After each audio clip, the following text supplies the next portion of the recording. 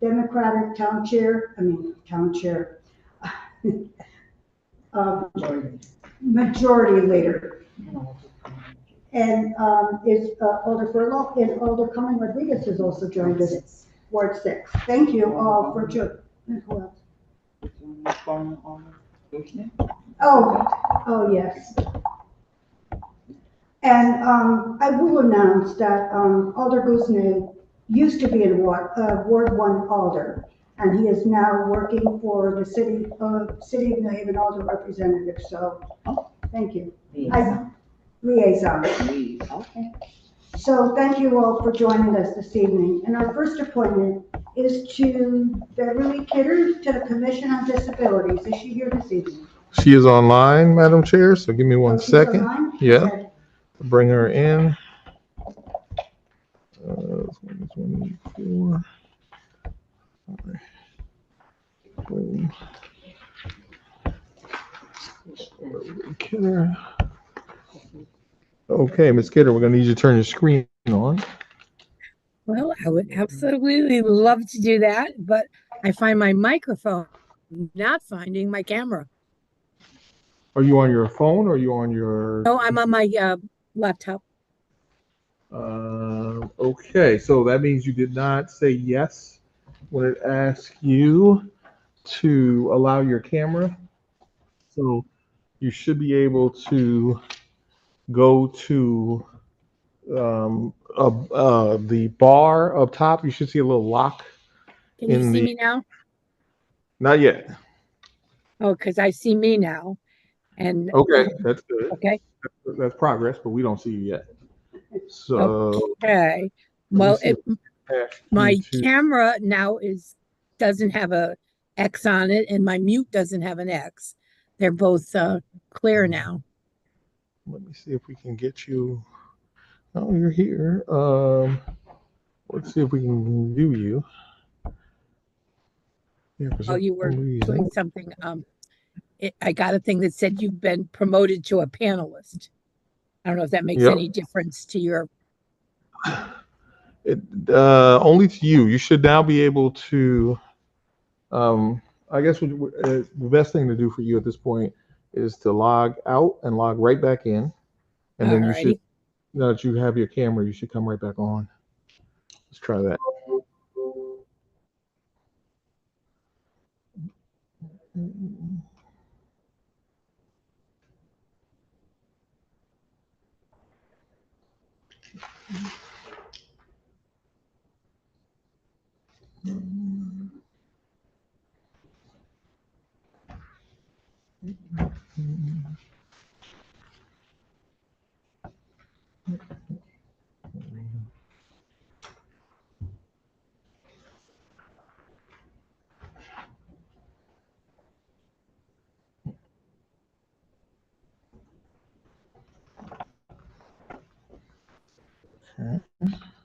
Did you get me now? We can still hear you, but we can't see you yet. What shows here is that my video is clear, and that say my picture came up to me. I kind of know what I look like, though. Okay. Well, we'll try to find a photo of you on the web. Okay. so they can talk to you. You can go ahead and talk to the committee while we figure it out. Describe myself as a young, beautiful woman, or sure. It would be a lie. Well, they're going to talk to you while I try to find. Yeah, that's fine. It's perfectly fine. Okay, Madam Chair, go ahead while I try to find an image.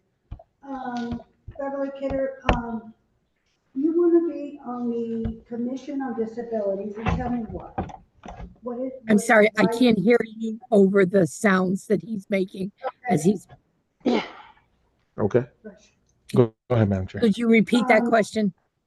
Yes, I will. Thank you. We acknowledge that you've been selected to join the Commission on Disabilities, and tell us why you would like to join. Sure. There's many reasons. I am an older adult with disabilities of my own, and didn't have any as a younger person, but as an older adult, I developed disabilities secondary to arthritis. And it awakened me to, about 20 years ago, to the problems that people face who have disabilities. And I was asked at that point to get involved with the State Independent Living Council that manages Centers for Independent Living or works with Centers for Independent Living. And I served on that board for 6 years, which is the max that you can serve on it. I learned a lot. I'd like to think I made some contributions in the way of advocacy on behalf of people with disabilities. Excuse me, especially with access to medical care. I am a vice president at the Agency on Aging of South Central Connecticut, and we work with both individuals who are older adults and individuals with disabilities. So I have a lot of long-term history of professional experience working with people with disabilities. I myself now have disabilities. And I have to also admit that I have interacted professionally with Gretchen Knopf from the commission. And I have found her to be a very reliable, credible person to partner with in advocacy efforts on behalf of people with disabilities. So when she asked me if I was interested, I said, yes, I would be willing to serve because I don't think it would be time wasted. So that's my reason. Thank you. Any other questions from the committee? Alder Hamilton. Good evening, Gretchen. This is Alder Yvette Hamilton. Sounds like you're pretty up there on all the doings. Will your schedule permit? Are you already familiar with the meeting schedule and that sort of thing? Yes, I reviewed all that with Gretchen before I said yes. And yeah, the thing about the Agency on Aging and the section that I run on people aging and disabilities is that's the focus of my work. And so I am already involved in so many of the things that we would work on with the commission, except I would be able to just bring the New Haven perspective to the table because this is where I live. This is where I've lived all my life. And this is part of my life and who I am. So things, for instance, this meeting and all of the meetings of the commission are evenings. And my work schedule is such that my work day ends at 5 o'clock. So it's on my own time. And I am a widow and I am old and my son is grown. And I have more time than a lot of people have to do these things on my own time. Excellent. Thank you so much. Any further questions? No. Seeing none, thank you so much for your comments, and we appreciate it. And our staff person will get back to you with the information when we deliberate later this afternoon, and she'll let you know what our decision is. Thank you. Thank you very much. Bye-bye. Bye now. I will tell the room that we do not normally have people on video. And the reason is because we want to see the person, we want to see their reaction. We wanted to ensure that the people coming before us really understand what they're undertaking when they come to a board or commission. The only reason why we do on disabilities is because there is some either factor or challenge that they cannot make it to the meeting. So that is the only commission that we allow that opportunity to. So I just wanted to clarify that to the audience. That is the reason why we took the call via Zoom. Thank you. The next person is Rebecca Miller.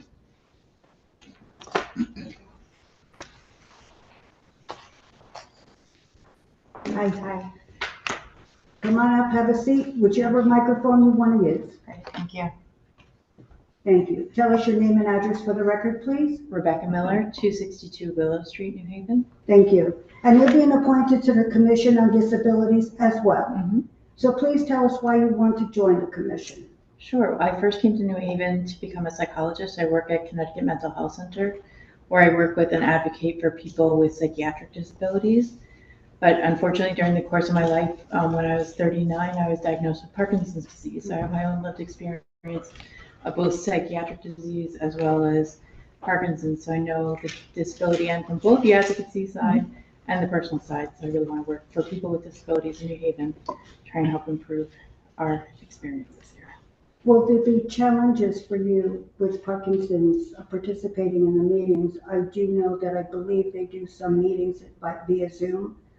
Yeah. If you need to, so just make sure that you tell the chair of the committee, if there are any, exceptions. Okay, thank you. I appreciate that. And I've been attending the meeting as a guest Oh, okay, for good. several meetings so far. Okay, so you're familiar Yeah. with how they work. Mhm. Good. And so you actually got to meet some of the people. Yep. Oh, wonderful. Is there any further questions? Seeing none, thank you so much. Okay, thank you. Paul Mazio, is he here this evening? And if I said your name wrong, I apologize. You pronounced it perfectly.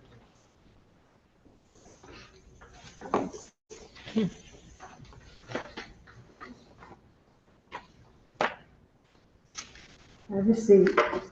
Excellent pronunciation.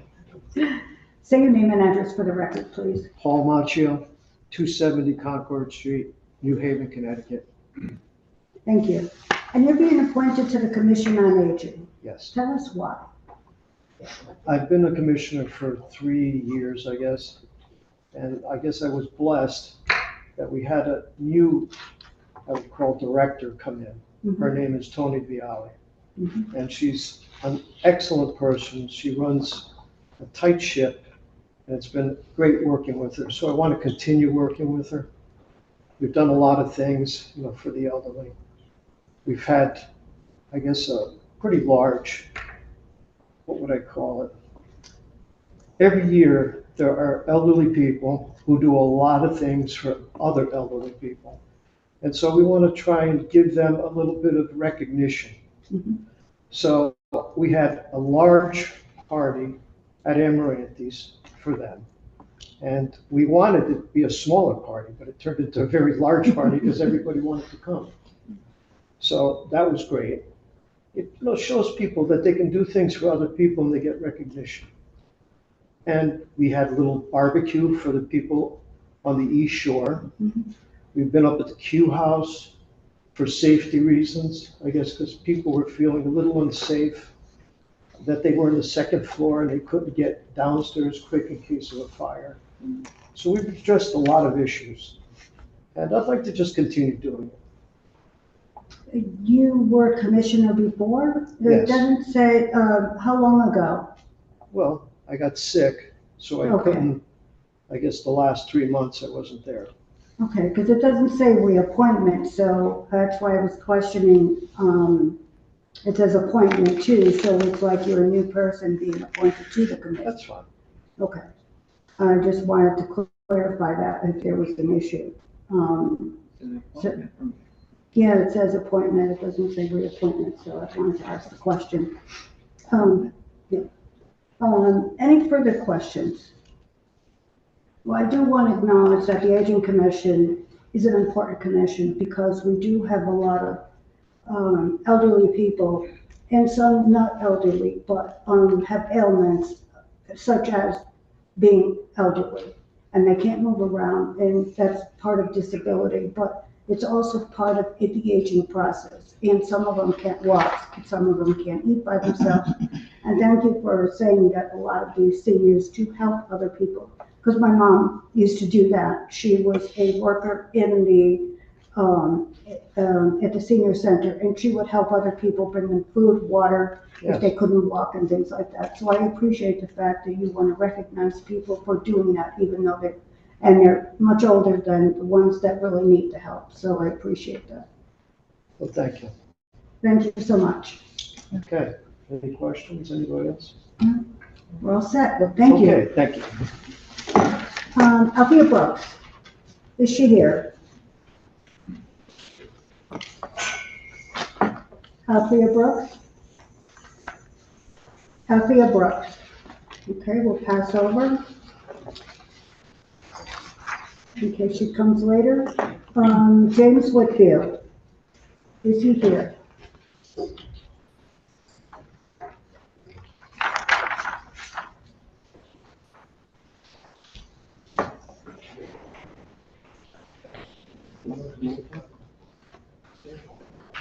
Good.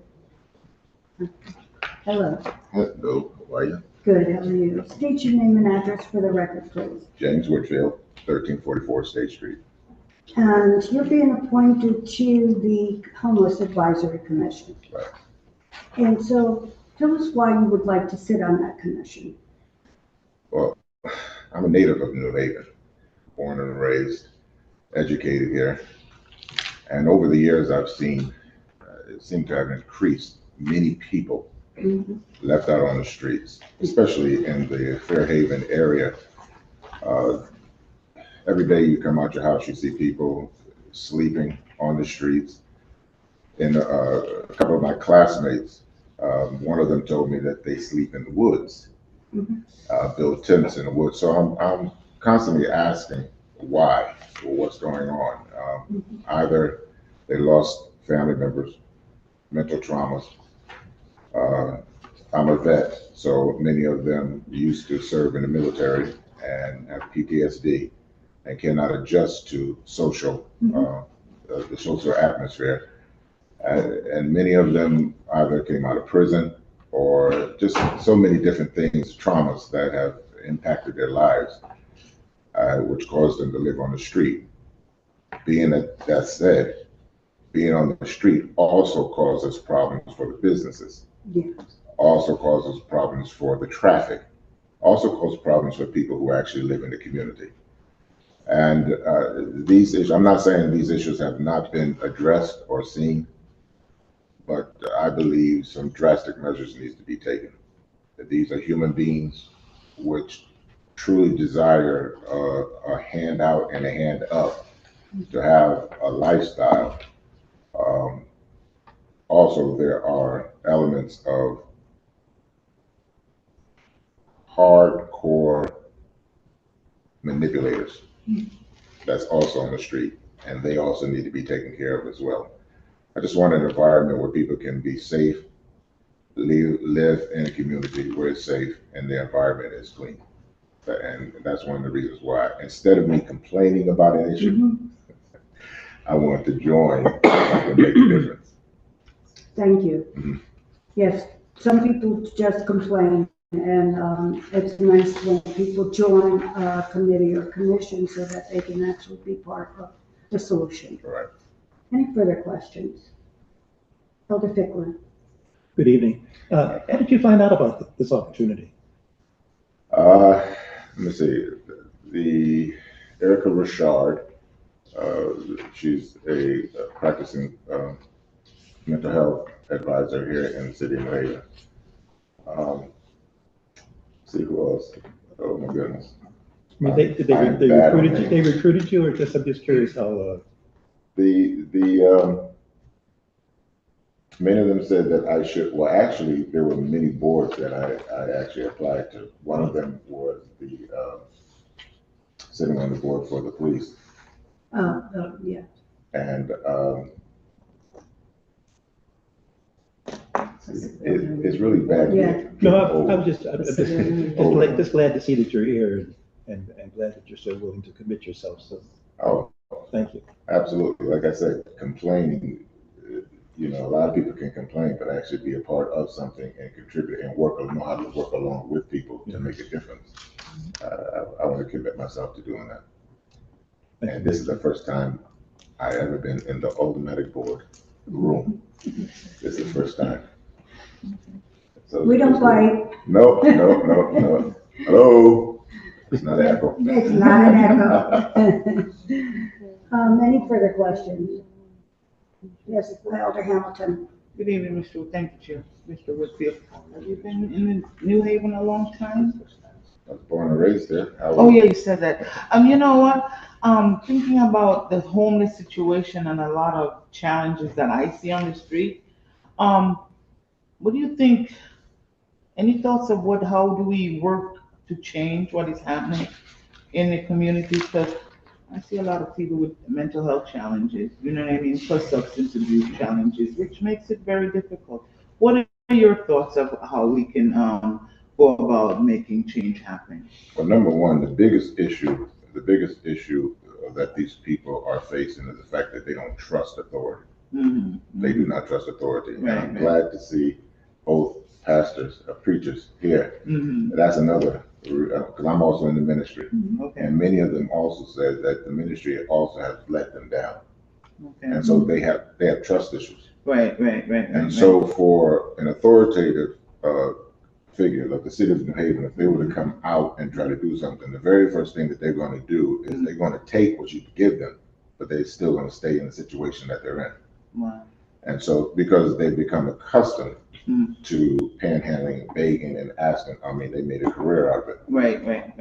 However, I also believe in a hardcore approach. Those that really need the help, mental health issues. I know it's a financial strain on the city to provide mental health care for a lot of people, in-depth mental health care for people. But I honestly believe if you really want to take care and clean up our streets, I think the first top priority is an aggressive sweep through the city to remove the people off the streets, which means you have to provide a place for them. Right. And provide mental health Support. care. There you go. Mm-hmm. There you go. Mm-hmm. And then weed them out. That's true. You know, I agree with that to a point. I think first and foremost, though, one thing I have noticed with some folks, some people don't want to come off the street. No, they don't. You provide housing, and getting them to stay in the building, it's a difficult task. Yeah. You know what I mean? So, yeah, all right. Thank you so much. Sounds like you're ready. Any further questions? Yes, Mr. Whitfield, have you served on any prior commissions? No, this is my first time. Commend you. Yes, sir. Do you know when the meetings are? Second Thursdays, I believe, I was told, if I remember correctly. All right, I just want to make sure that your time is available and you can make the meeting. Oh, Thank you. thank you.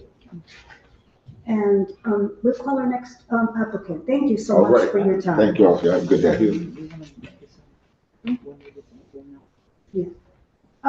We will let, our staff person will let you all know at the end of, either at the end or by phone tomorrow or by email that what decision we made this evening if you don't want to stay till the end. So I just want to make that note so that you're aware of it. You don't have to stay to the end. Our next person up is Matt Rutter. And I hope I said your name right. Close. Okay.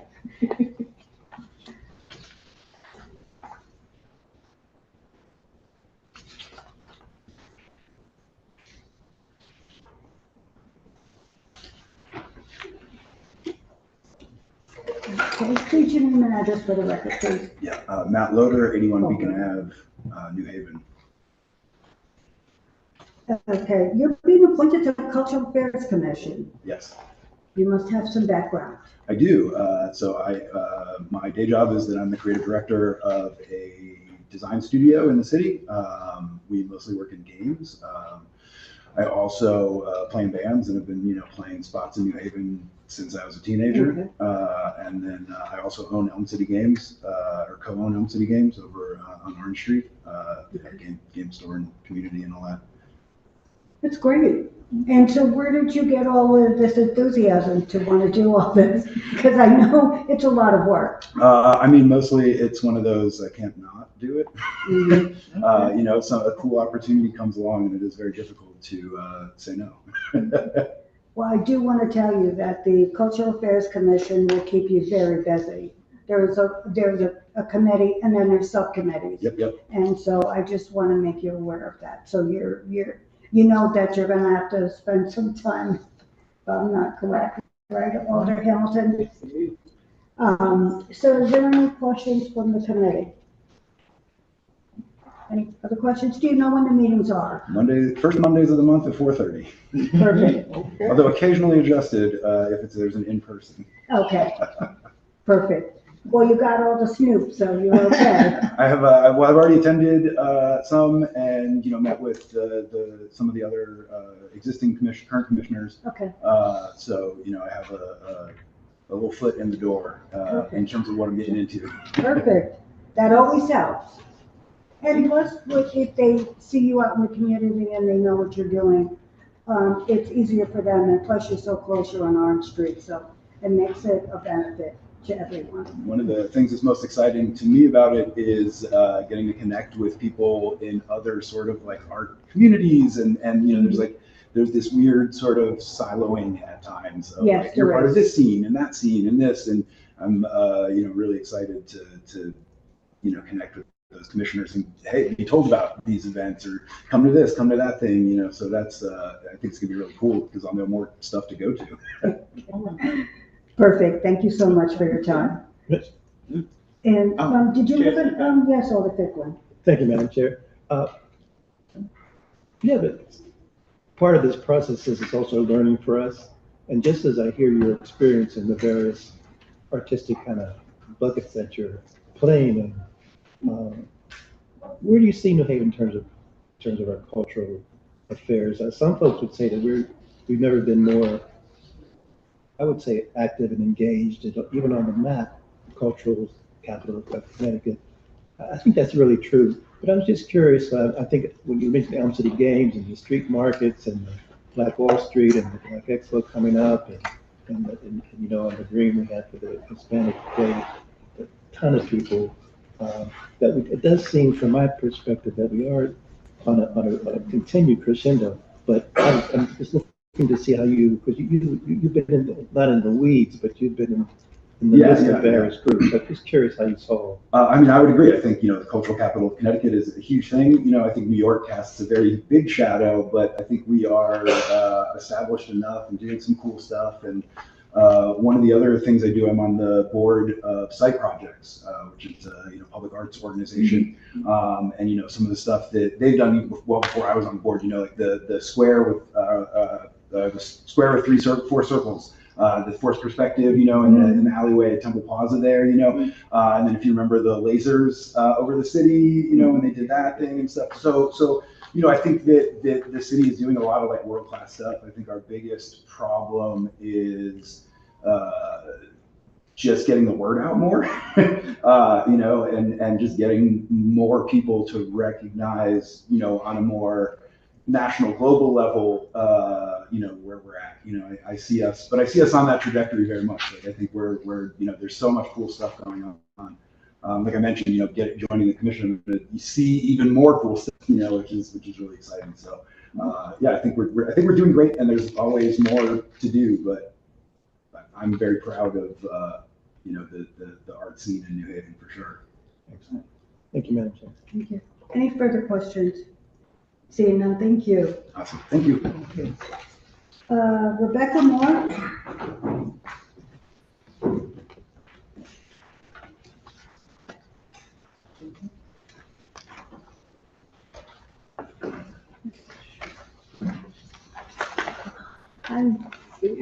Good evening. And you're also being appointed to the Cultural Affairs Commission. Yes. Tell us why. You want, yes, thank you. Rebecca Moore, 570 Winthrop Avenue, New Haven, Connecticut. Thank you.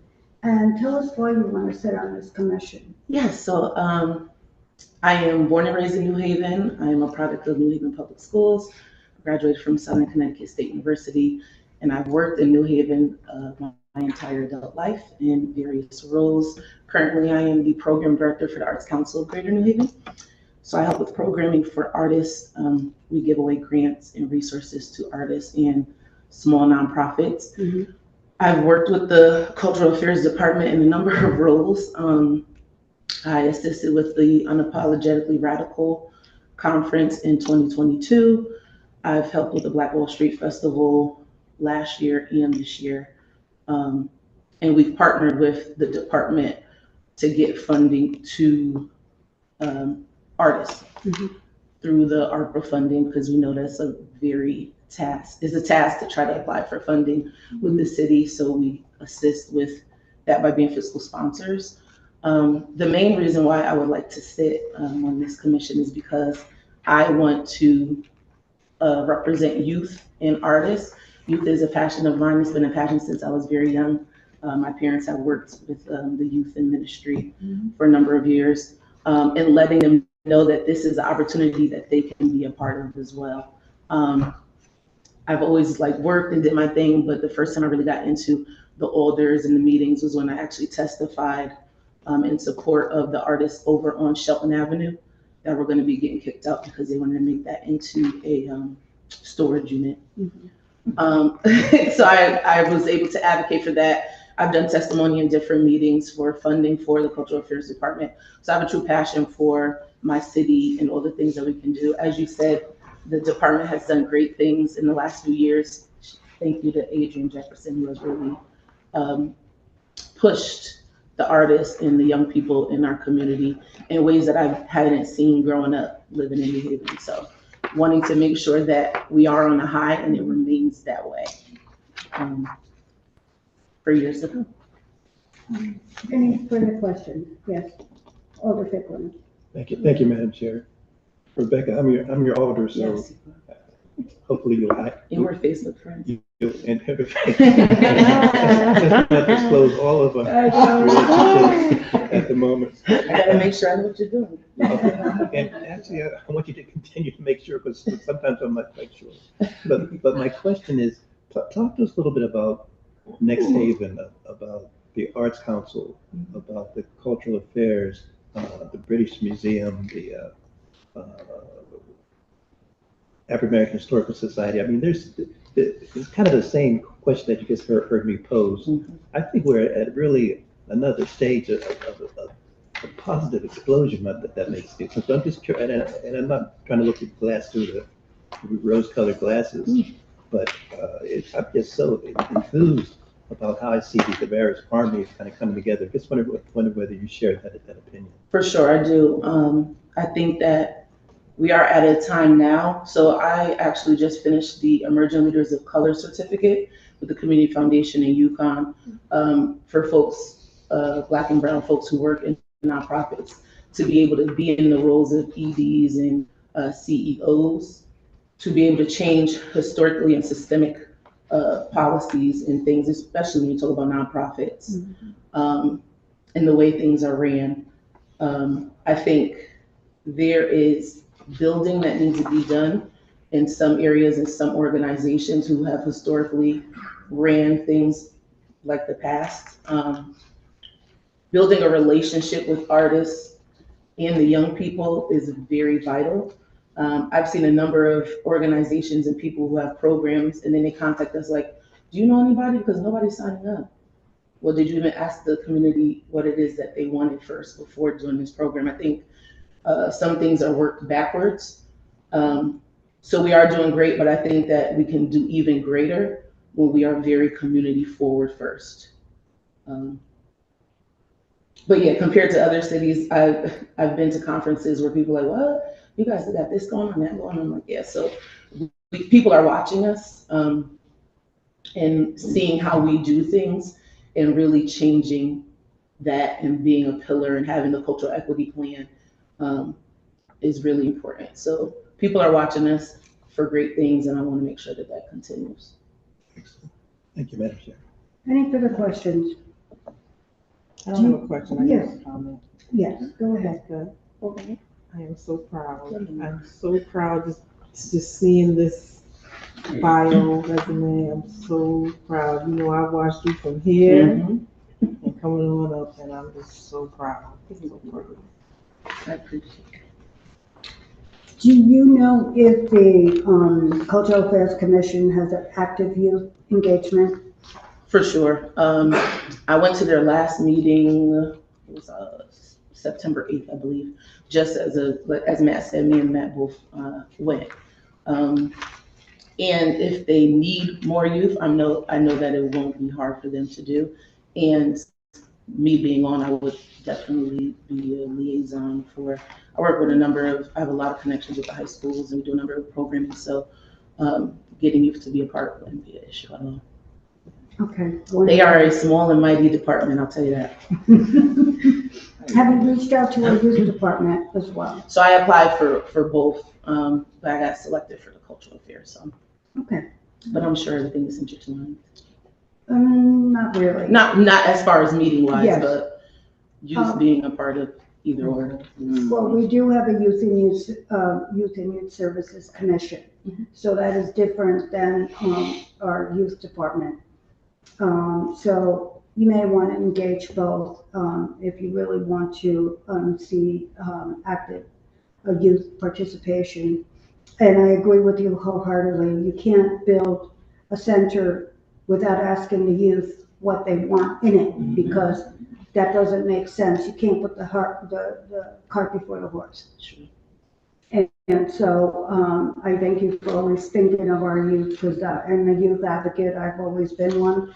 And, I believe that youth, bring a lot to the table. So I thank you for working with our youth and bringing them up to speed in the arts, because I think that's wonderful. Yeah. Them not being able to have arts in school and things due to funding and stuff, we should be filling that gap. If they can't have it in school, then they should be able, after school hours, etc. They should still be able to be afforded that right to arts and culture. So. Absolutely. Any further questions? Thank you. Appreciate it. Thank you. I'll go back to Athena Brooks. Is she here?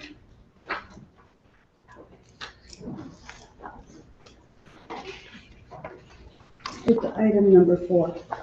We're going back. Hi. We passed over you because you weren't here, so we're going back to you. I thought it was on Teams. Oh. I said Teams, so my apologies. No problem. Yeah, it's an in-person meeting. You're being appointed, state your name and address for the record, please. Althea Marshall Brooks, 170 Stevenson Road, New Haven. And you're being appointed to the Homeless Advisory Commission. Tell us why you want to join that commission. I'll take a bit of a journey. I had the privilege of previously serving as the executive director of Empowerment Haven, and addressing issues related to homelessness at that time was a priority. And then following that, served as CSA and really worked very closely with our homeless providers here in the city to really make an impact on what we saw was a large population of folks who have become chronically homeless, and really made a dent in that, working closely with Columbus House and a number of other providers to do that. One of the areas where I think it became most concerning, and I think impacted me most, I was adjunct faculty with Gateway from 2010 to 2022, and what I experienced with students during the pandemic was disheartening in so many ways, to hear students talking about living in cars and not having places to stay. So it was a different face, voice, narrative to what was going on with homelessness. I think a lot of times we think it's the person on the side of the road with the sign and a cup, but there's a lot of homelessness going on right now. New Haven is dealing with the largest population of children and students who are homeless in the state. And so there's a different face to what homelessness looks like. In my experience in community development, community service is what I've had extensively for several decades. And I think prioritizing homeless in a different way and understanding the narrative around it, I like to bring my experience to the table to help address that here in the city. Thank you. Thank you for bringing our childless, homeless, absolutely, that are children, and there's a lot of them, teenagers Absolutely. that sleep in their cars Absolutely. or someone's cars because they don't have a place to stay or their parents pick them up for whatever reason. Absolutely. And a lot of them do still attend school. And so we need to ensure that, so I'm glad that you, as part of this commission, are going to advocate for the youth part of it, because I don't think a lot of people understand that homelessness is not just people that you see on the street, but also youth that are homeless due to certain circumstances. So I appreciate the fact that you mentioned that. Any further questions? Yes, Alder Fickley. Thank you, Madam Chair. Althea, Yes, sir. dawns on me that I haven't laid eyes on you for quite some time. and this is not a judgmental question, but how in heaven do you have time for this? Given you were modest about what you've done in the past. If people, could spend at least another 10, 15 minutes talking about what you're doing this very moment, this morning, this afternoon, this evening, tomorrow. So I'm just amazed that you want to carve out some additional time. Nothing against Darrell or nothing against your other commitments, but I'm just amused and in admiration that you have time to even offer up your services or something like this. I think to what the Madam President stated, it's a concern, it's an issue. We've known each other a long time, Tom. This is who I am.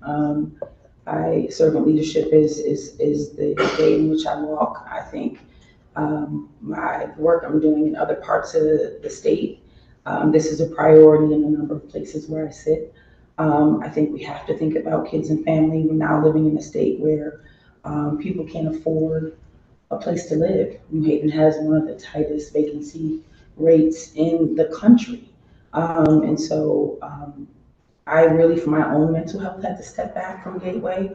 I have a huge love for Gateway. I still am on the Gateway Community College Foundation Board, but to try and support students to go beyond being adjunct faculty had become a lot. And so when this opportunity came to really begin to think about young people in the city, kids and families, I saw it as a way in which I could probably help in a better way to address some of the systemic issues that are happening, and hopefully make some change that way. Because trying to help one at a time when the issue is much greater and larger than that, this gave me the opportunity to hopefully have a part in addressing it.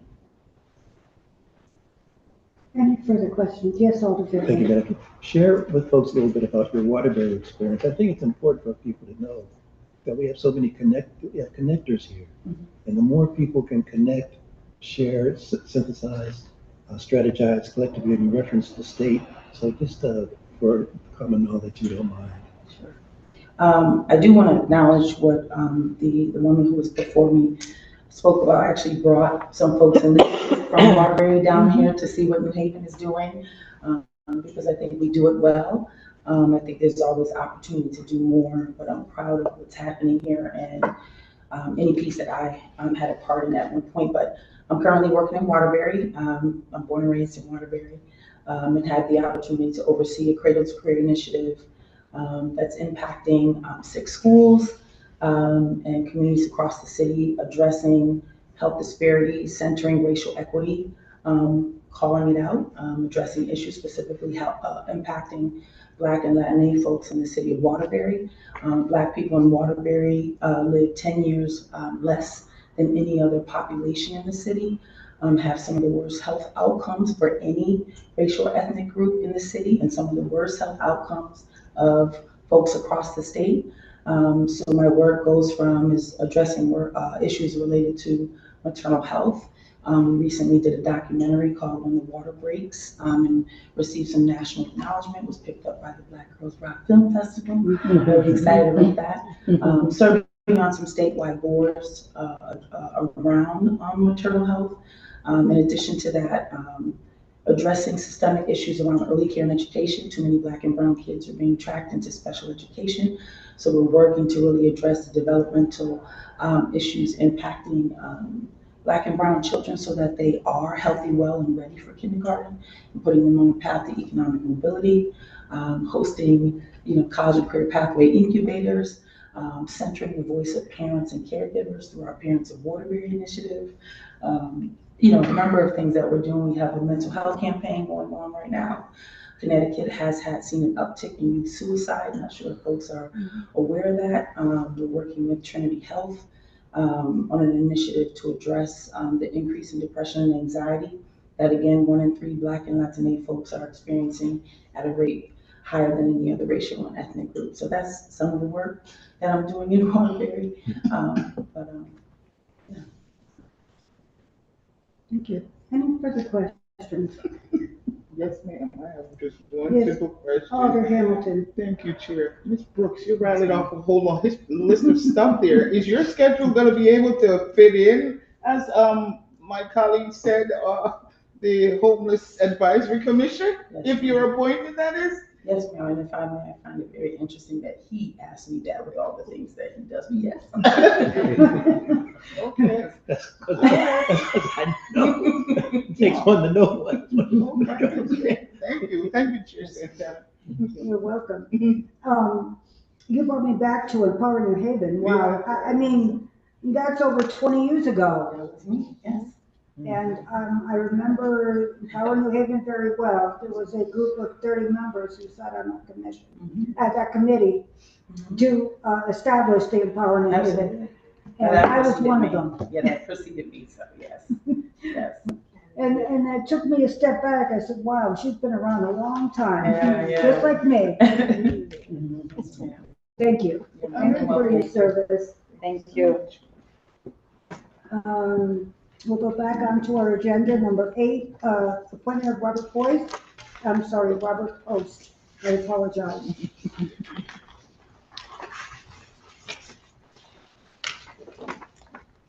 Hi there.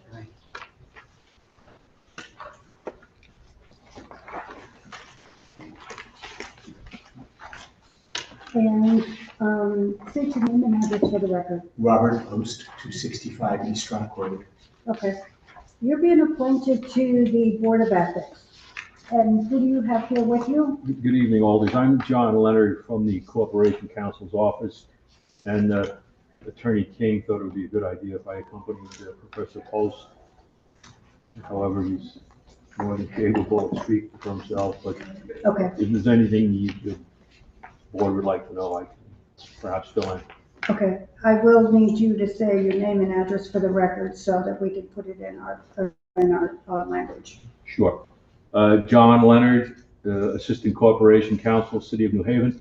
Can I give the City Hall address? Yeah, perfect. 165 Church Street, New Haven. Thank you. And Mr. Post, you're being appointed to the Board of Ethics. Why are you so enthusiastically trying to join the Board of Ethics? I mean, I know that there's a lot of people out there that shy away from this topic, but I know there's some people that have an affinity towards it. So which is it for you? Well, I teach it. I write Okay. sort of about it. I care a lot about it. I think we need a lot of it. Okay, so that's why you want to join it, and I understand. It's not something people like to talk about that often.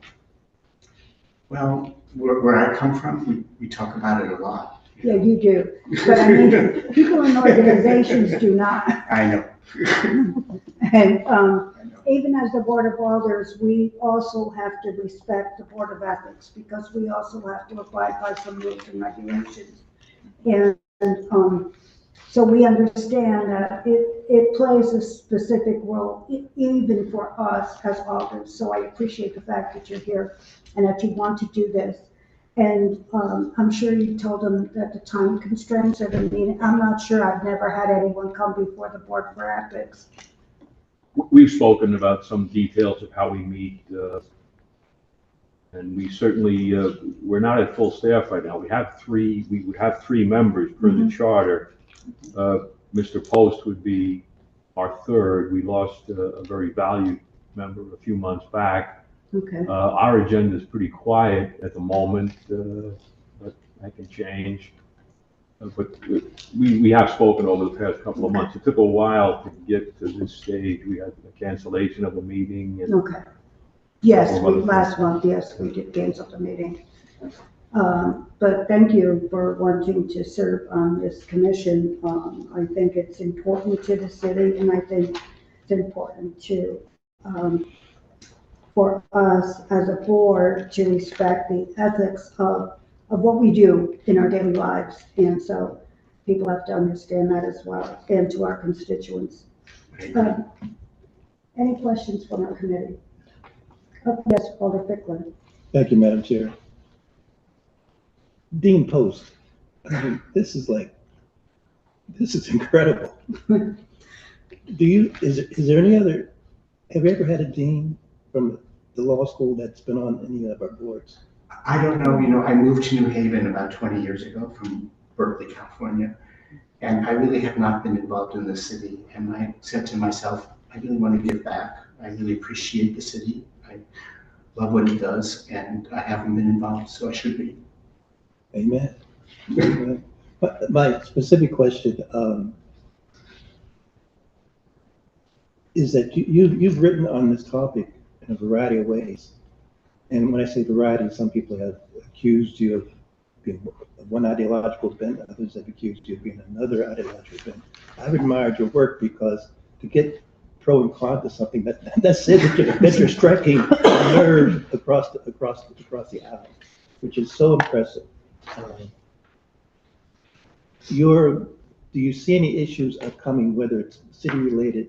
Well, let's say city related because you're here in terms of city efforts.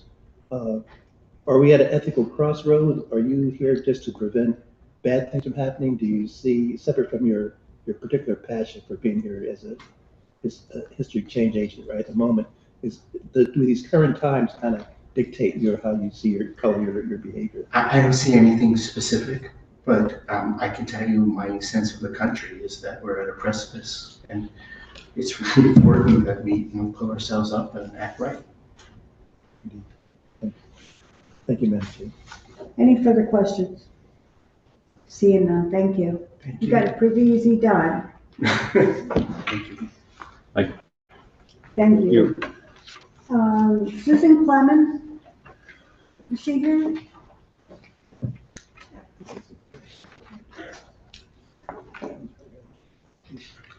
Hello. Hi, come on up. It's okay, take your time, we're in no hurry.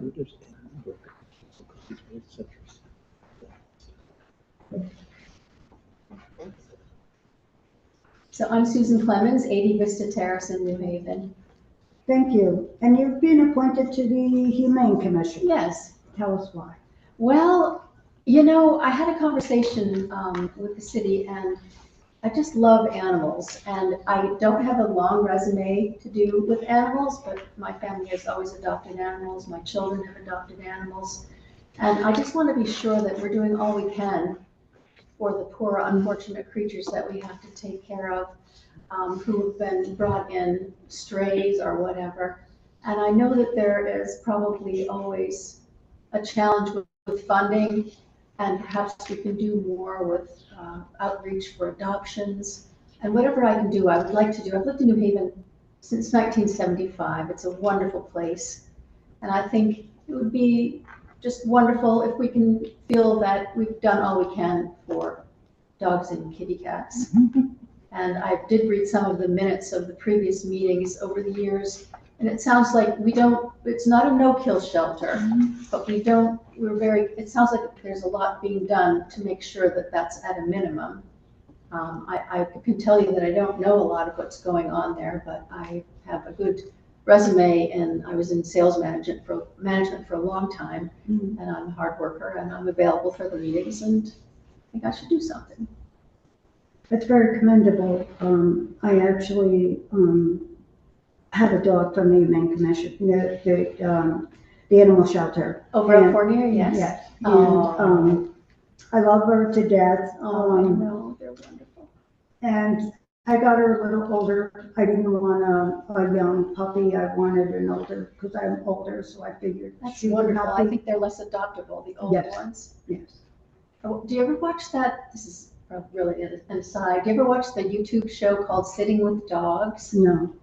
Well, this fellow in California has always loved dogs, and he goes to this humane shelter, and he actually videotapes how he goes into a little kennel with a little puppy who's scared or an old dog who's scared, and they're always, have you ever seen it? Seen it. Oh, it's so Yeah. charming. Yeah, It just I makes watched you it. cry Yeah, almost actually because, follow it. you know, those animals, they're not bad. Yeah. They might be scared, and I just love that show. It's really nice.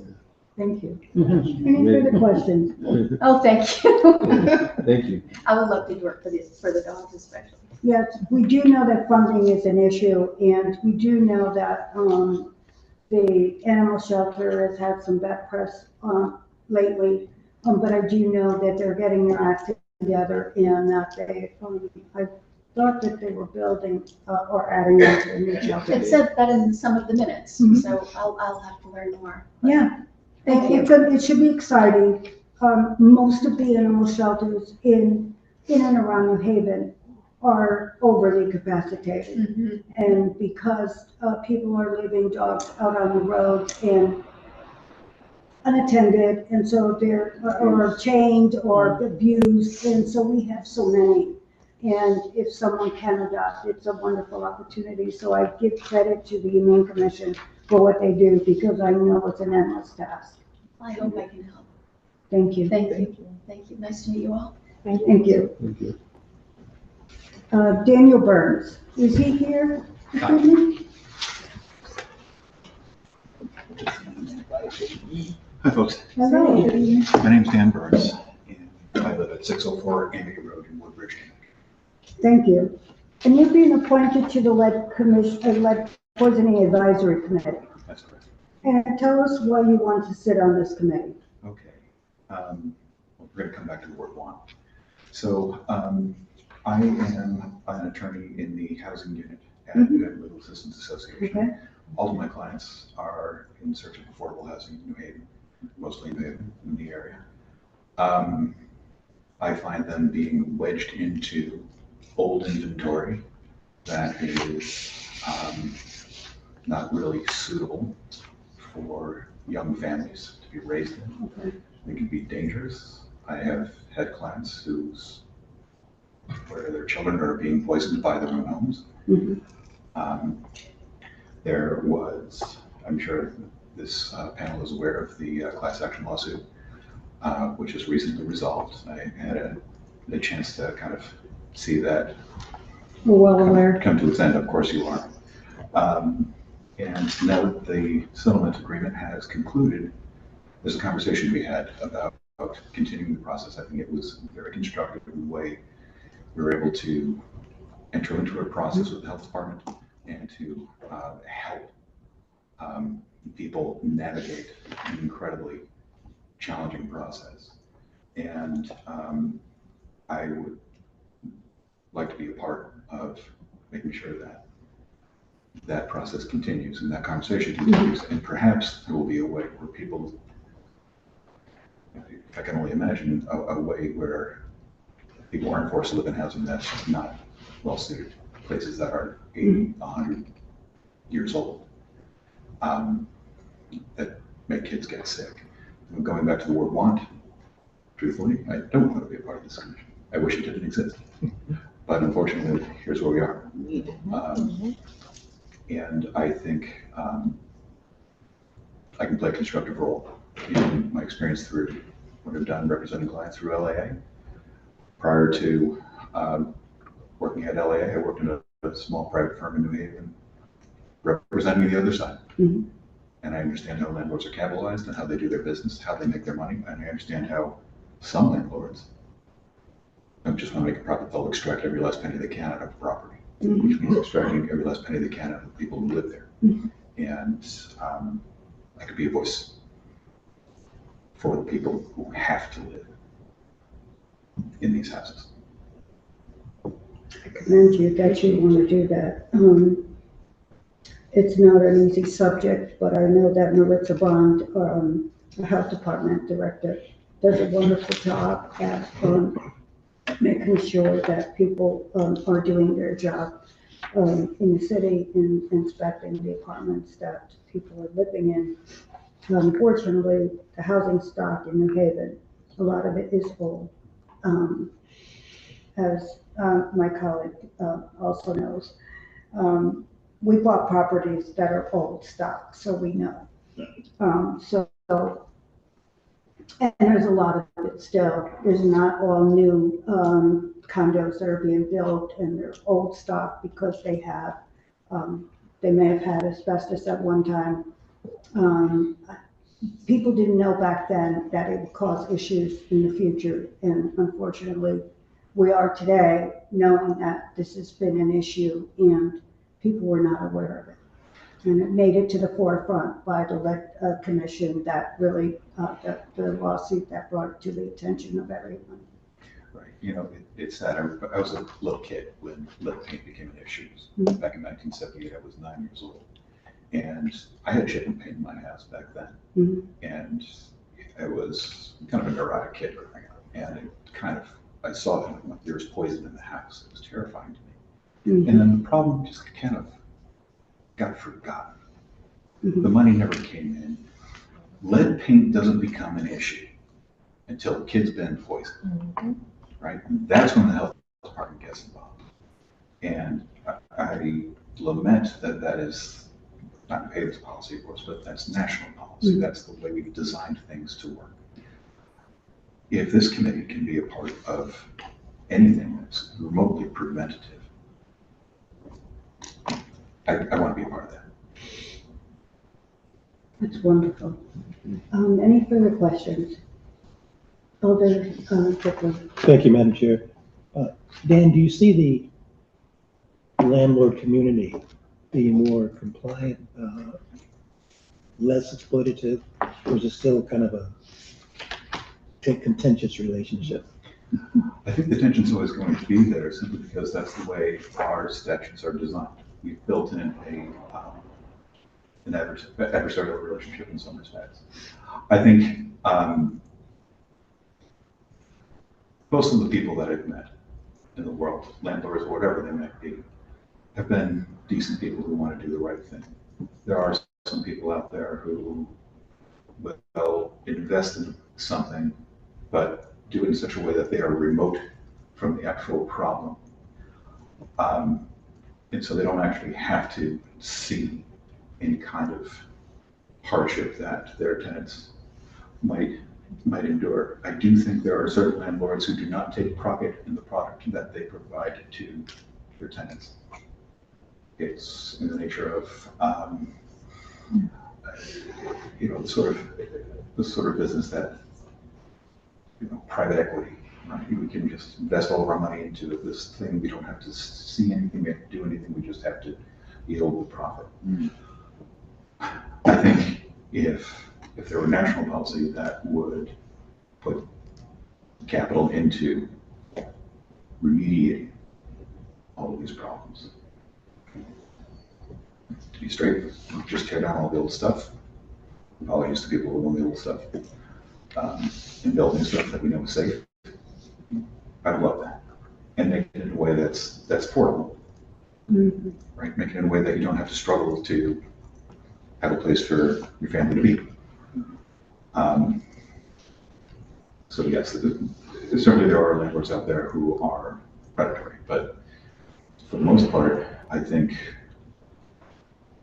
they just don't want to think about the problem. And I think once you introduce them to the problem, perhaps you can engage them in a way that can be constructive towards building a solution. But yeah, there are plenty of people in this community who are take the money and run. And it's quite regrettable. Did you want to follow up? About 5 questions, but I'll talk to them offline. Thank you. Any further questions? Yes, Alder Rodriguez. Yes, thank you for your interest. I'm a little concerned though in reference to your role, being that you're an attorney for the New Haven Legal Assistant Association. And one of your, and you have indicated here, you're responsible for management of cases involving clients or families exposed to lead paint and providing them with legal counsel and advocacy regarding lead paint enforcement and remediation. While I can appreciate that you would want to sit now on the city and help us as a commissioner, you're also going to have to, at some point, if you have a client that is on the other side because has experienced lead poisoning in defense, how would that be if you're going to work as a commissioner? You're going to be a commissioner for us and help us. And that's a great question. I see the role is advisory. I don't have any legislative authority in this position. I don't get to tell people what to do. What I can do is take that experience that you're describing and bring it to the commission and say, This is the problem that needs to be addressed. And this is, from my perspective, how you can do it in such a way that reduces the cost of litigation, reduces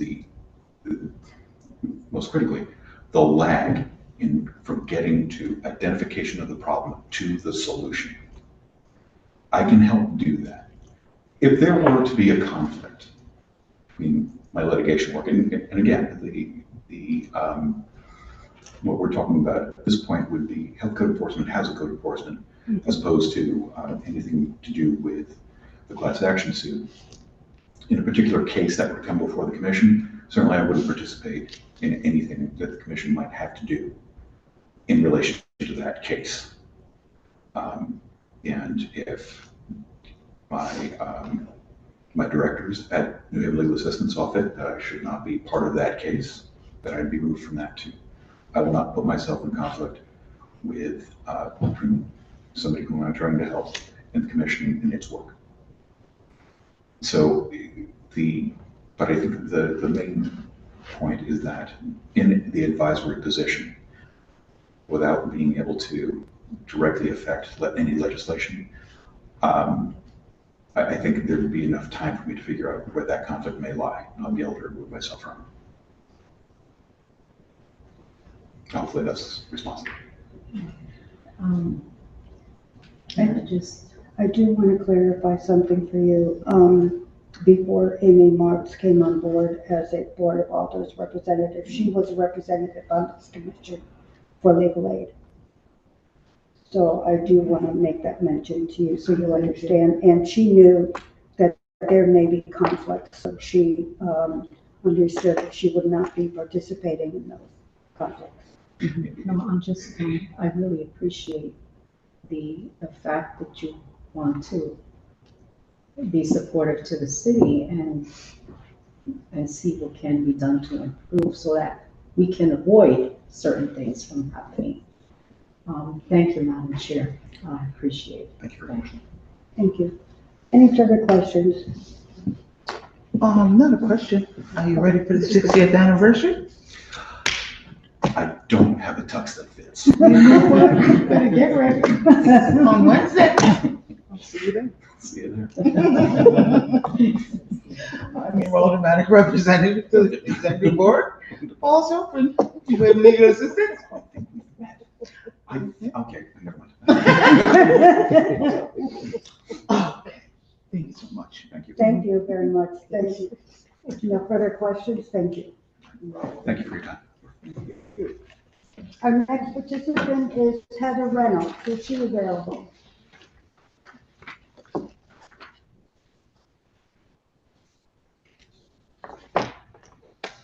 Good evening, everyone. Good evening. State your name and address for the record. Heather Reynolds at 53 C Street, New Haven. And you're also being appointed to the Poisoning Advisory Committee. Yes. And tell us what you believe that you can bring to this committee. I've been thinking about this a lot, given I had been on the committee as ex officio. Okay. I was a commissioner of the Health Department, Board of Health, and so I was ex officio there from 2019 until 23. Okay. And so I have appreciation of the work that the committee is doing, as well as the work that still needs to be done.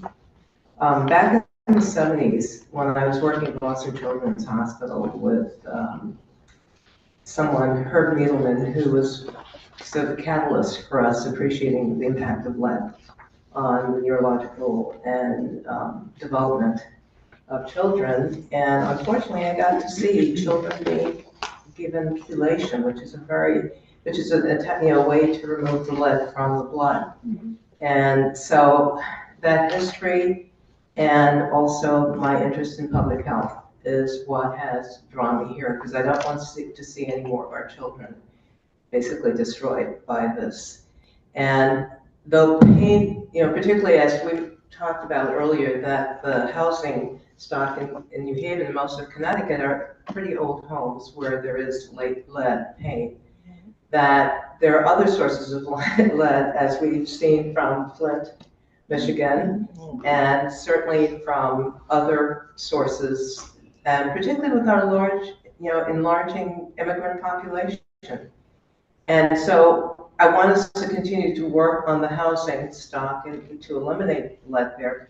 I also think we need to look at other sources of lead, particularly people from Asia, India, and or the Middle East, where some of the ceramics and other products, even some of the foods where spices are used, have high lead content.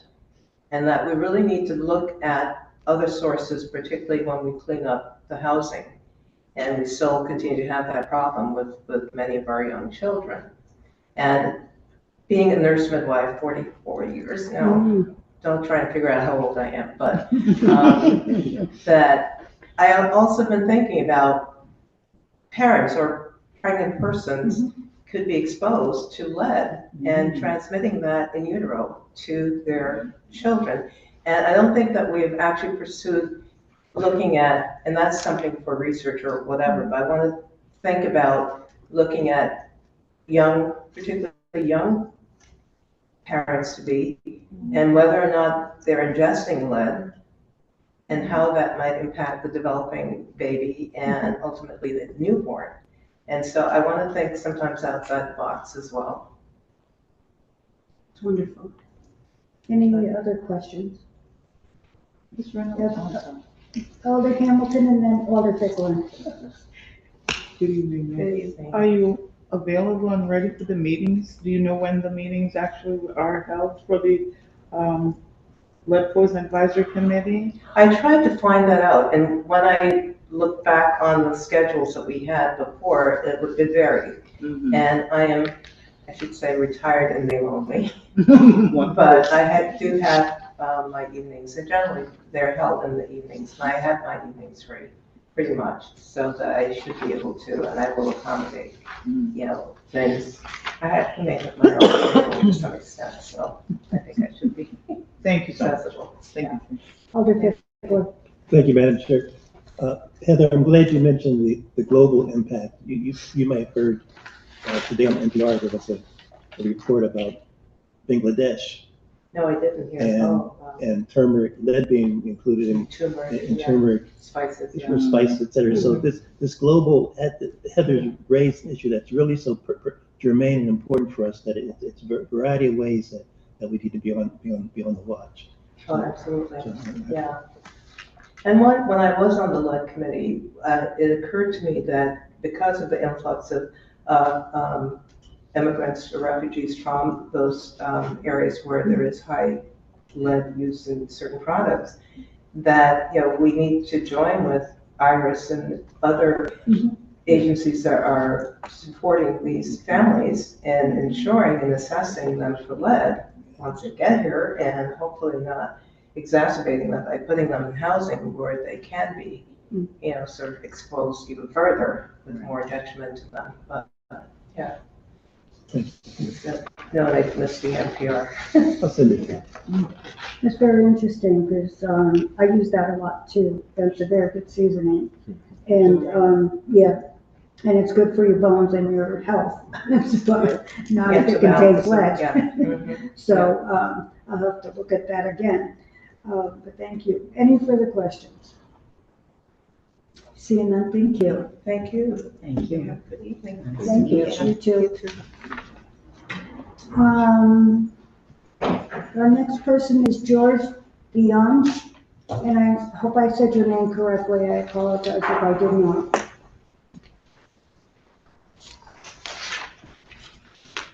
Good evening. Good evening.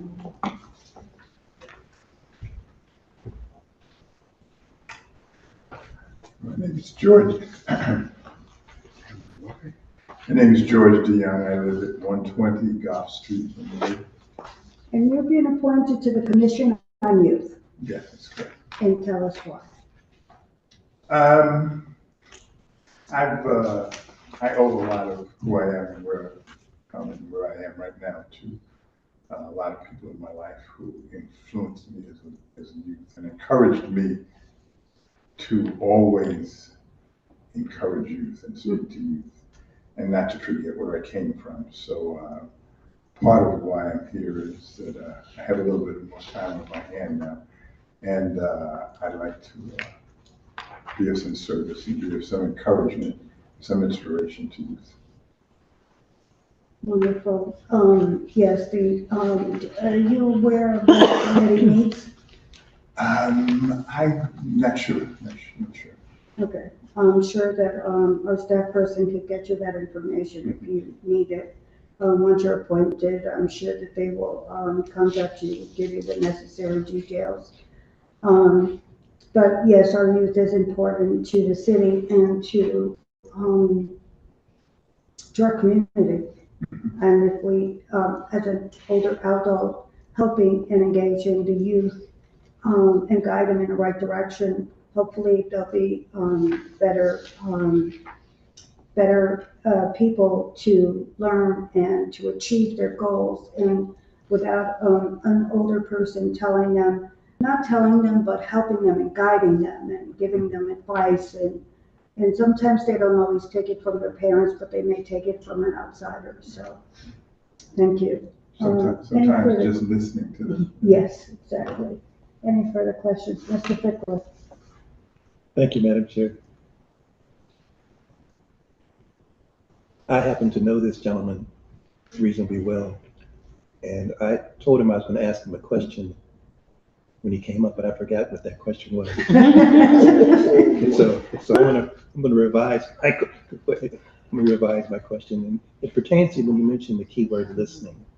I'm curious if when you listen to your daughters and your son, what do you hear them saying about making the life of a young person more harmonious than it is now? What kind of messages do your two daughters and your son share with you? With your son working at the high school, your daughters being involved. I'm just curious what kind of messages you're hearing from them as they say their prayer for the survival and thrival of our younger generation. Well, one of the things I learned is that when they were under my roof, right up until high school, and after they left college, you learn to listen to them. And it was one of the things I wanted to try to do.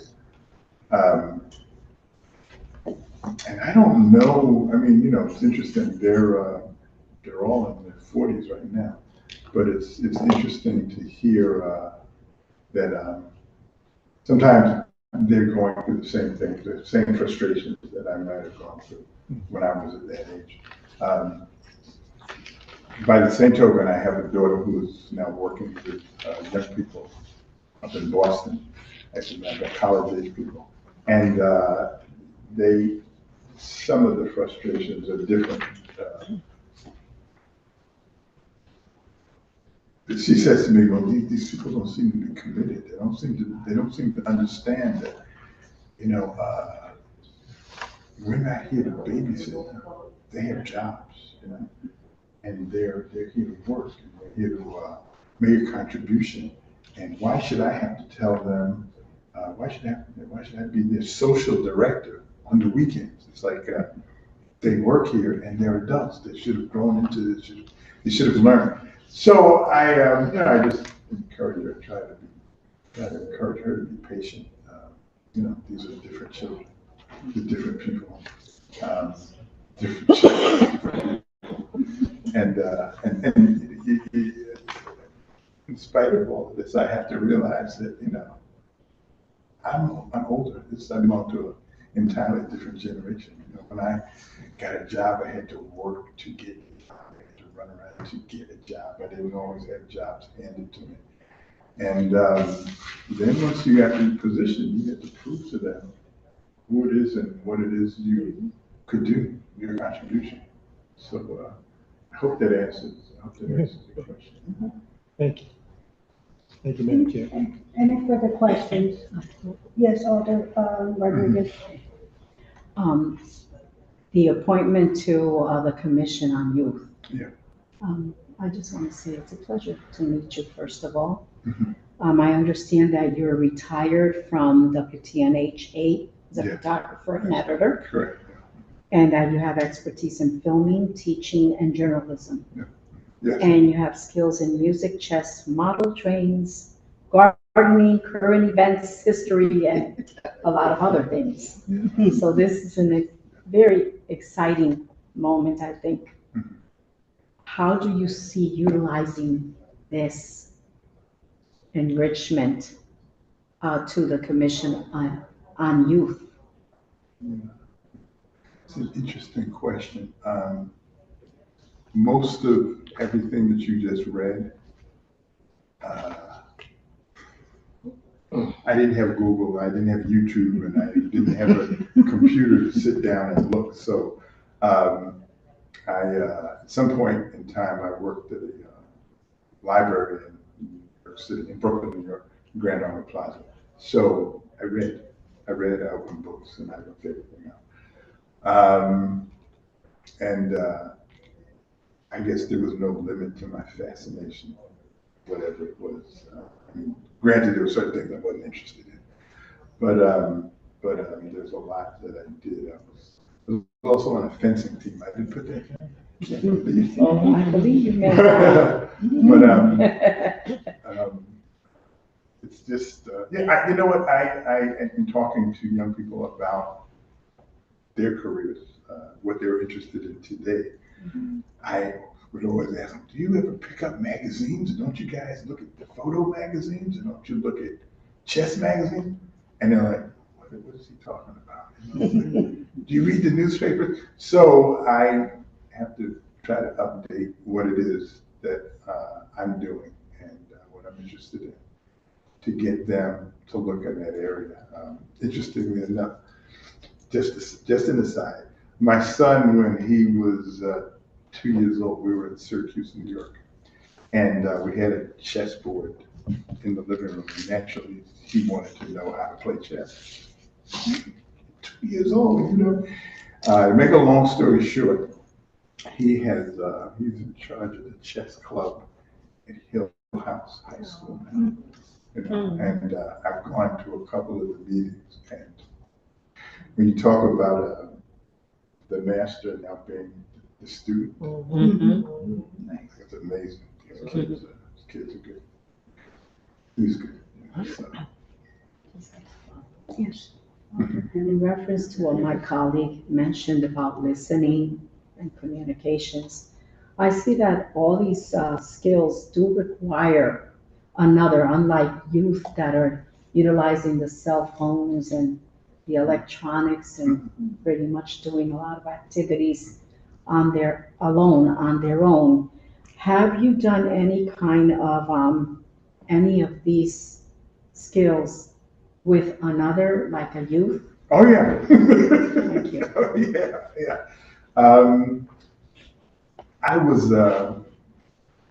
I graduated from Richmond College in Staten Island in 1974, and naturally you have to student teach. So I student taught with elementary school children. I think it was sixth graders, and one of the things we did was we had a room, we had a closet, and we went into the closet and I showed them how to develop photographs. Right?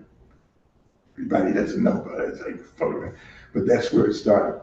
Nonetheless, we go into the room and we've got the paper, we've got the chemicals, and we've got the prints, and I always remember, whenever I've done this, and I've done this for my 40, 50 years, I've done it a number of different times, but when that print comes up and you see the image begin to develop on the paper, there's nothing like it. It's really exciting. I mean, I have 3 children. I was there for all of their births, and that was wonderful. But when you see a child pick up, or an adult pick up a piece of paper, and they see the image developing, it's like magic.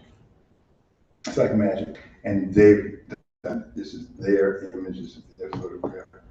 So it's always it's exciting. It's exciting. Yeah, and there's always been, I think a lot of what I've done, I've interacted with people, whether it was trains, chess, fencing. I mean, everything. As always, Thank you, Sure. Madam Chair. Any further questions? Seeing none, thank you. Thank you, thank you. Alyssa Matthews, is she here? Yeah, I know that's a reappointment, so she doesn't have to be here, so I will not call her name 3 times. 100%. And she's had 100% attendance, thank you, Alder Rodriguez. Ralph Pickup.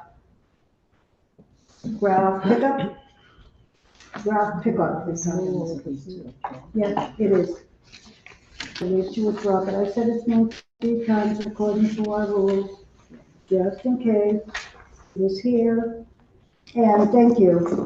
What are the wishes of the committee? Anybody want to speak on any of the people that were here tonight? Oh, yes, thank you. Anyone in the audience that would like to speak on any of the appointments this evening? Is there anyone here that would like to speak on any of the appointments here this evening? Is there anyone here that would like to speak on any of the appointments here this evening? Seeing none, all in favor say aye. Aye. Any in favor? Okay, all opposed? None. So, that a motion to, can I get a motion to close? That was your motion to close. Second. Second. As moved and second, all in favor say aye. Aye. Any opposed? Motion carries. Okay, what are the wishes of the committee?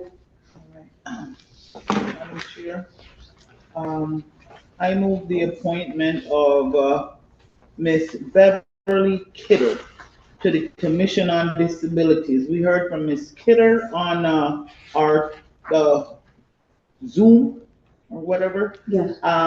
She's very passionate about the disabled community. She's living it. She works for the Agency on Aging, the Area Agency on Aging. She's a professional and in the field. And yeah, I think she's willing and able, as she said, and I would like to move her favor.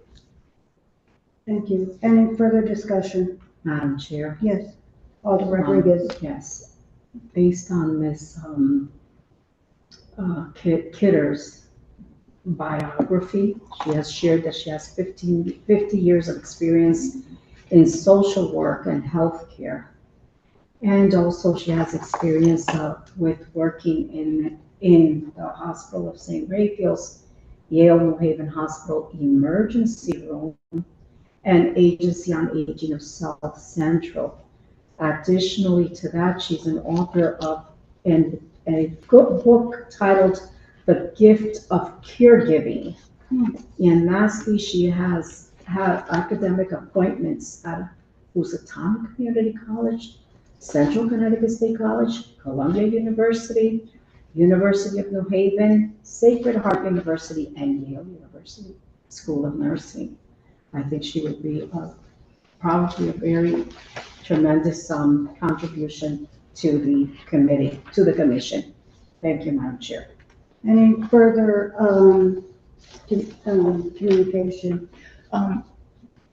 Yes, Alder Hamilton. Chair, I would like to amend the expiration date for this appointment from February 11, 2026 to February 11, 2027. Yes. I second the amendment. It's been seconded. All in favor say aye. Aye. Opposed? And back to The her. original? Yes. With the amendment, don't ask for who's in favor of her. Yes. Well, now we're back at the original. So is there any further discussion on Beverly Kidder? Seeing none, are we ready to vote? All in favor say aye. Aye. Any opposed? Any abstentions? The motion carries.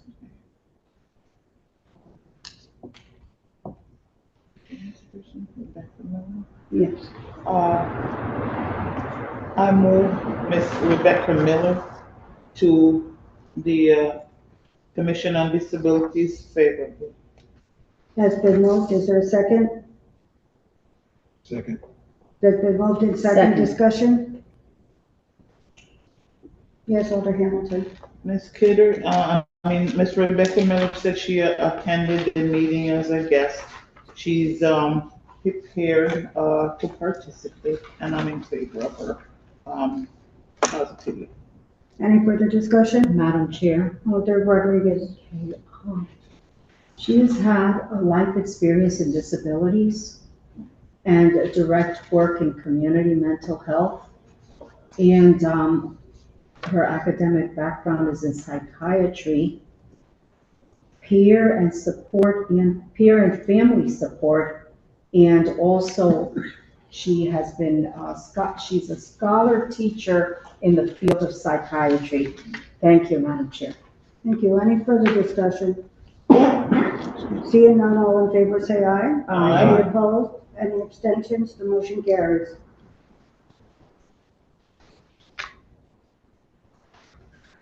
Chair. Yes, Alder Hamilton. Thank you, Chair Santana. I move, the appointment of, Mr. Paul Macchio to the Commission on Aging favorably. Has been moved. Is there a second? Second. Moved in second discussion. Mr. Go ahead, Alder Hamilton. No, go ahead.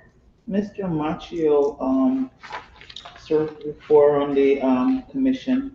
He's, working very hard, and he'd like to continue in his role, so I am in favor of him. Thank you. Any further discussion?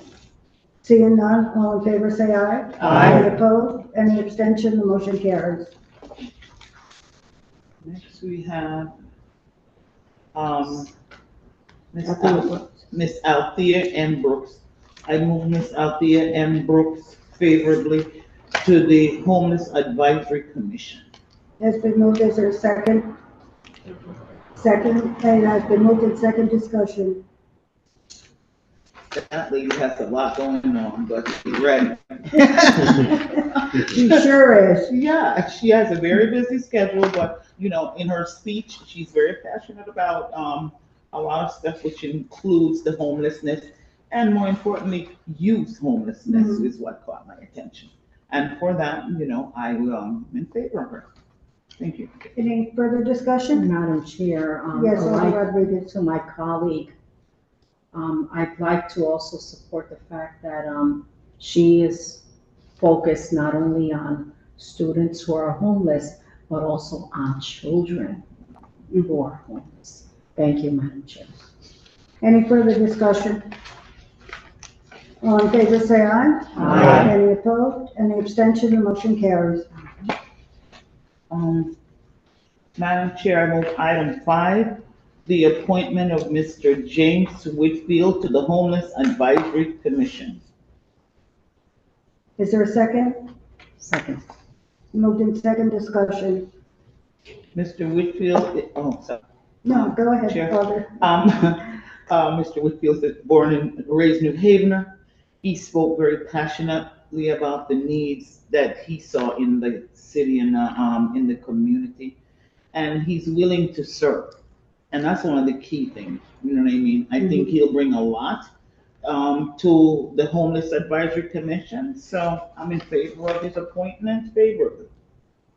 Any further discussion? Madam Chair. Alder Rodriguez. I'd like to surface based on Mr. Whitfield's resume, his expertise and his experience in the field of ministry, and also faith-based initiatives.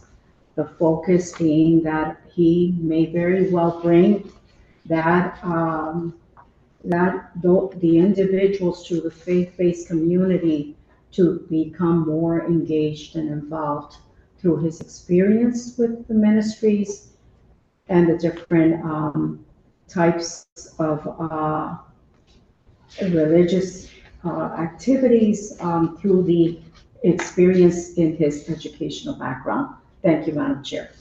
Any further discussion? Seeing none, all in favor say aye. Aye. Any opposed? Any abstentions? The motion carries. Yes, Alder Hamilton. Item number 6, Chair Santana. I move the appointment of Matt Loader, I hope I'm pronouncing his right name, Lauder, to the Cultural Affairs Commission favorably. Has been moved, is there a second? Second. Moved in second discussion. Yes, Alder Hamilton. Matt, he's very passionate about the city. Being creative director, studio person, owner of, co-owner, he said, of Elm City, game store, you know, super passionate about and willing, about the city and the culture here, willing to serve. So for that, I'm in favor of his appointment. Any further discussion? All in favor, say aye. Aye. Any opposed? Any abstentions? The motion carries.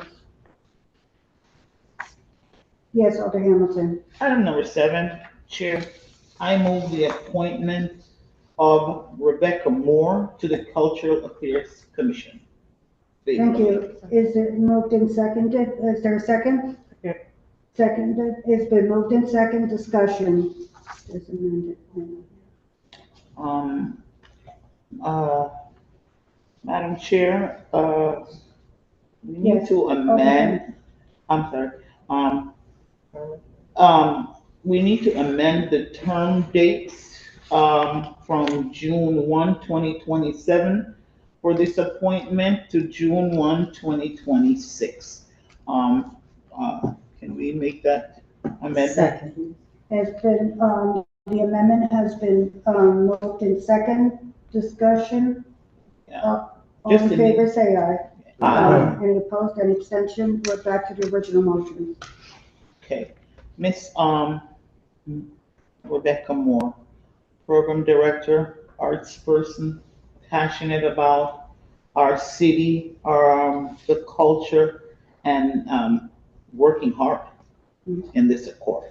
So I'm in favor of her being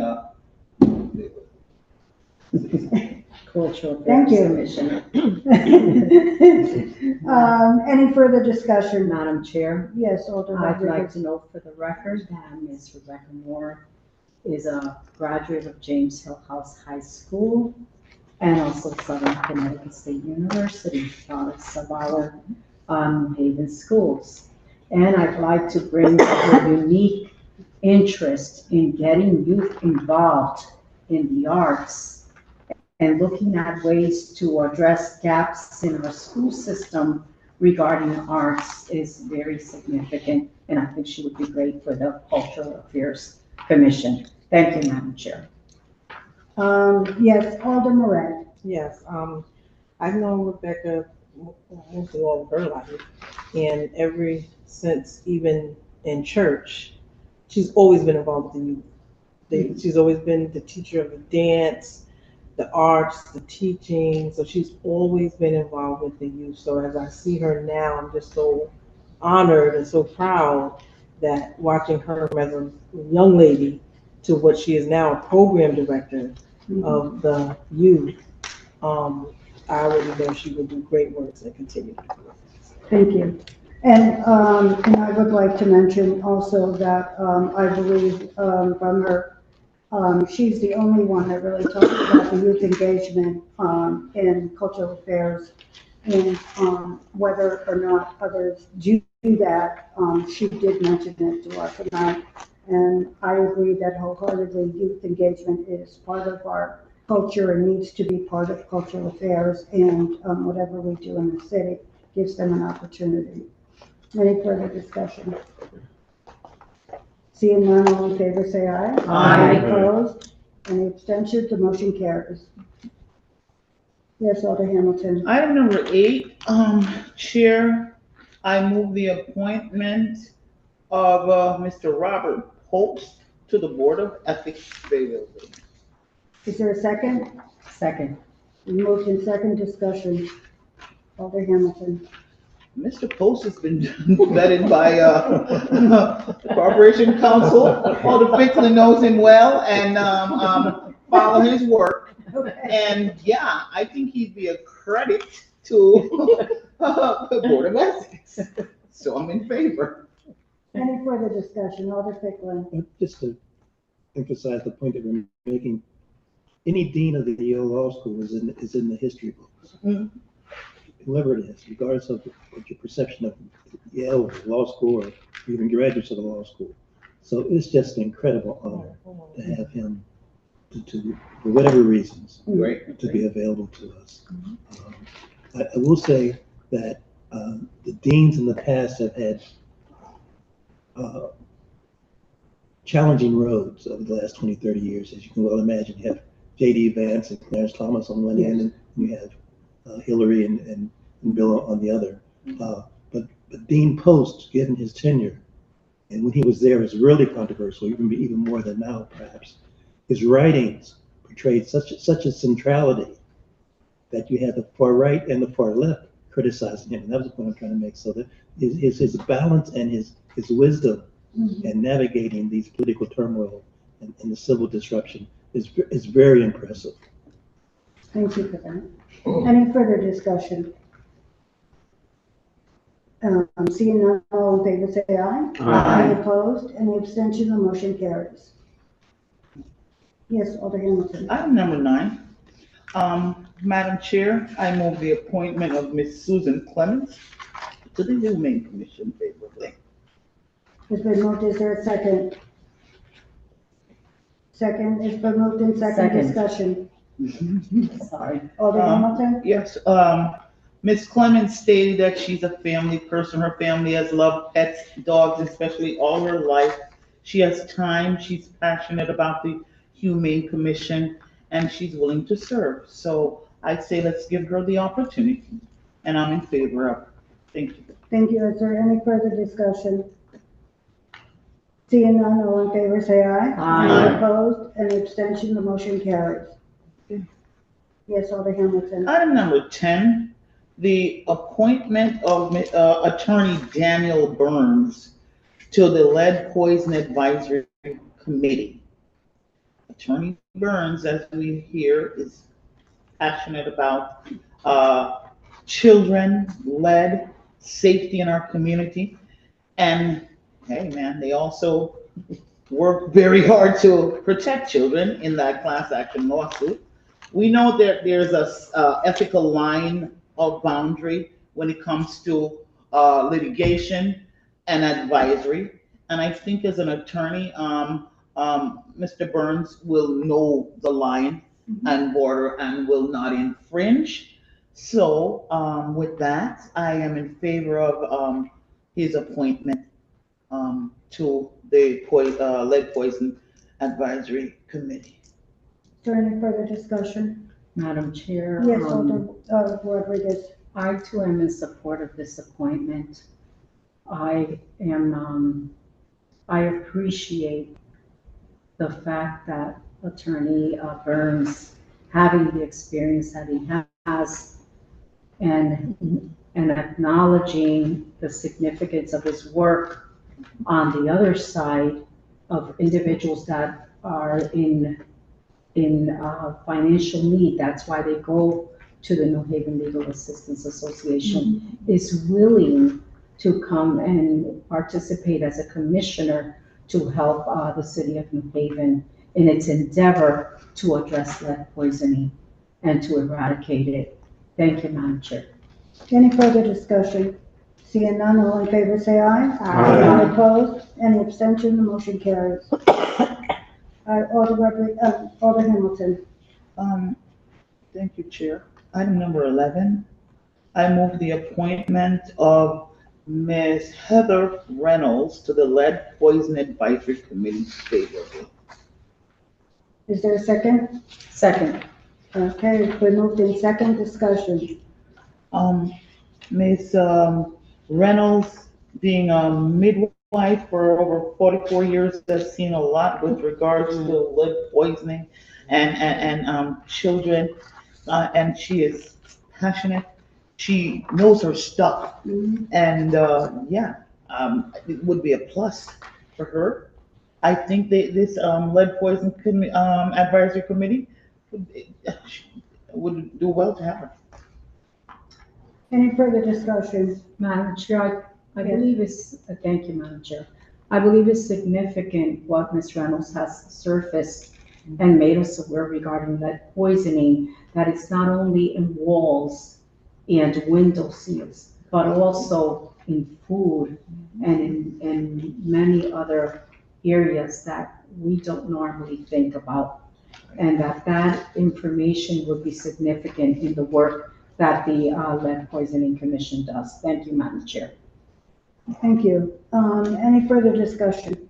Seeing none, all in favor say aye. Aye. Opposed? Any abstentions? The motion carries. Yes, Alder Hamilton. Thank you, Chair. Item number 12. Mr. George, I hope I'm pronouncing his name, Commissioner. Correctly. I move favorably, Mr. George Young to the Commission on Youth. Is there a second? Second. And it has been moved in second. Discussion. That gentleman is very passionate. I think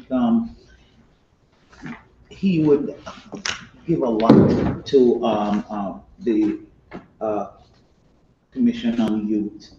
And yeah, I'm in favor of his appointment, definitely. Any further discussion? Madam Chair. Yes, Alder Rodriguez. I'd like to reiterate my colleague's comment on listening and communication, but I appreciate the background that Mr. DeYoung is going to take if the General Board of Alders approves the Commission on Youth in reference to our Youth Commission. I think it's going to be like a breath of fresh air to that commission, and it's going to be interesting to see what happens when Mr. DeYoung becomes a commissioner. Thank you, Madam Chair. Any further discussion? Seeing none, all in favor say aye. Aye. Any opposed? The motion carries. Yes, Alder Hamilton. Item number 13 is the reappointment of Ms. Alyssa Matthews to the Commission on Youth as a youth representative. I don't think she was required to be here, if I'm not mistaken. No. And her attendance is 100%, so I would say we move her favorably. Thank you. And that is correct, Alder Hamilton.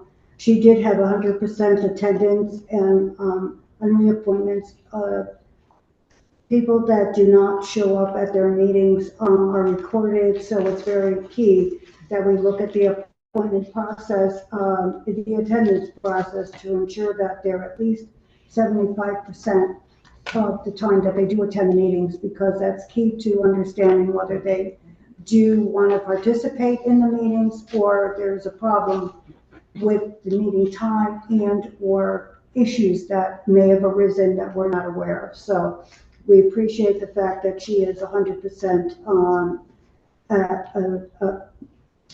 she has 100% participation in this youth, as a youth representative, and that is very admiring, because most youths don't want to participate, and I admire her for wanting to do that.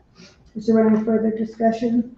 Madam Chair. Yes, Alder Rodriguez. I don't see any note in our information regarding whether any of the chairs of the commission have supported her appointment, although I understand she has 100% attendance. I also am aware that sometimes we do ask for that feedback. Yeah. Thank you, Madam Chair.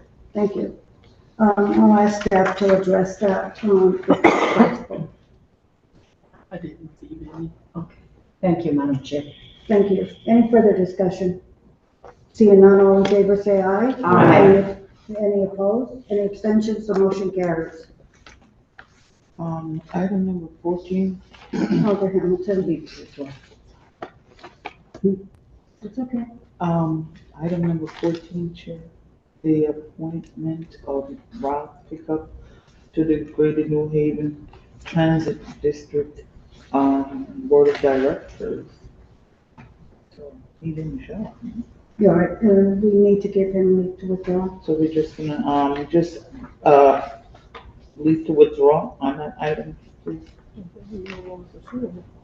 Second. Yeah, it's been moved in second. Discussion. He didn't show, and there's not enough time to have another meeting, so it's a leave to withdraw. And, is that side note correct about him not wanting to pursue? Okay, he's not interested in pursuing. Okay, and he's also not interested in pursuing, so would be a leave to withdraw. Yes. Okay, thank you So for giving that mentioning item, that. leave to withdraw. Item 14. Any further discussion on that? Any further discussion? Seeing none, all in favor, say aye. Aye. Opposed, any abstention, the motion carries. Thank you. Madam Chair, I make a motion that we adjourn, because we've completed our agenda. It's been moved to second discussion.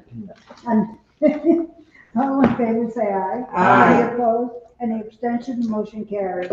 We are adjourned. Thank you so much. Yes, other things. Thank you. That's our due diligence, right? Yes, ma'am. Thank you so much. And I'm sorry it took longer. Oh, are we recording?